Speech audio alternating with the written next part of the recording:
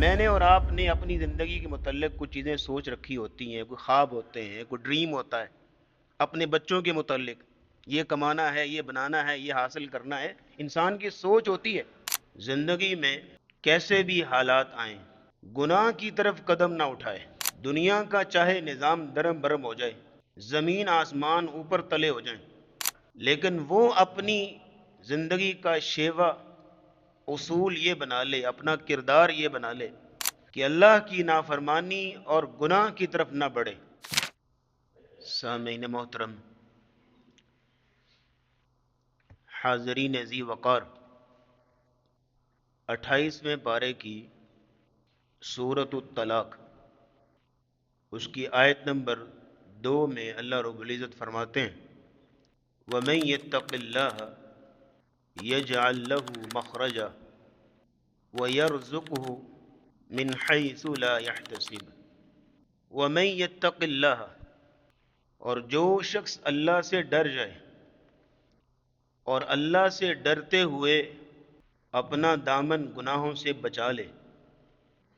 زندگی میں کیسے بھی حالات آئیں، گناہ کی طرف قدم نہ اٹھائے، دنیا کا چاہے نظام درم برم ہو جائے، زمین آسمان اوپر تلے ہو جائیں، لیکن وہ اپنی زندگی کا شیوا اصول یہ بنا لے، اپنا کردار یہ بنا لے کہ اللہ کی نافرمانی اور گناہ کی طرف نہ بڑھے۔ جو شخص اس طرح زندگی گزارے گا، فرمایا یجعل لہ مخرجا، اللہ رب العزت اس کے لیے زندگی کی تنگیوں اور مشکلات سے نکلنے کے رستے بنا دے گا۔ اور دوسرا وعدہ وَيَرْزُقْهُ مِنْ حَيْثُ لَا يَحْتَسِبُ،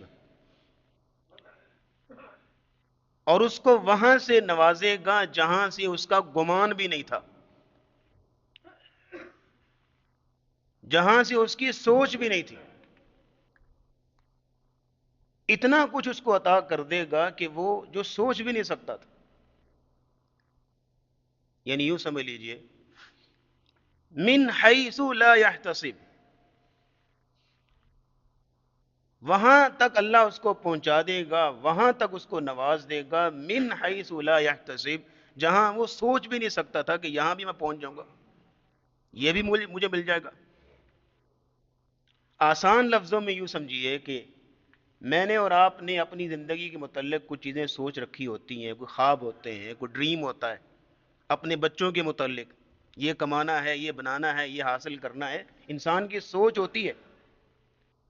لیکن کہا جو اس پیٹرن کو فالو کرے گا اس کا وعدہ ہے اللہ کے ساتھ وَيَرْزُقُهُ مِنْ حَيْثُ لَا يَحْتَسِبُ، اللہ اس کو وہ نواز دے گا جو اس نے کبھی سوچا بھی نہیں تھا، جو اس کی سوچ بھی نہیں تھی، لیکن شرط کیا ہے اس کے لیے وَمَن يَتَّقِ اللَّهَ، جو اپنا دامن گناہوں سے بچا کے رکھے، اللہ کی نافرمانی سے اپنے آپ کو بچائے، پھر ہوگا یجعل لہ مخرجا، اللہ اس کے لیے پھر مخرج بنائے گا، ایگزٹ ڈور۔ مخرج کا مطلب پتہ کیا ہوتا ہے؟ کہ جب ساری امیدیں ختم ہو جائیں، سارے رستے بند ہو جائیں، کوئی سبیل نظر نہ آ رہی ہو، دوسرا آپشن ہی ختم ہو چکا ہو، پھر یجعل لہ مخرجا، پھر اللہ رستے بنائے گا۔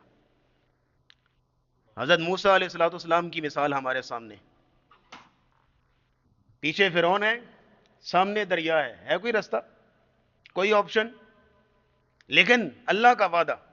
یجعل لہ مخرجا ویرزقہ من حیث لا یحتسب، اللہ نے وہاں سے نوازا جہاں سے سوچ بھی نہیں تھی کہ دریاؤں سے بھی رستے نکلتے ہیں۔ حضرت ابوبکر صدیق رضی اللہ تعالیٰ نے رسول اللہ کے ساتھ ہجرت کی رات غار ثور میں،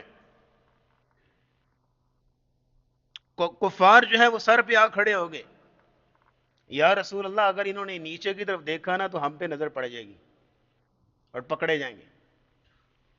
تو نبی اسلام نے کیا کہا تھا؟ لا تحزن ان اللہ معنا، غم نہ کیجیے، اللہ ہمارے ساتھ۔ اللہ نے پھر رستے بنائے،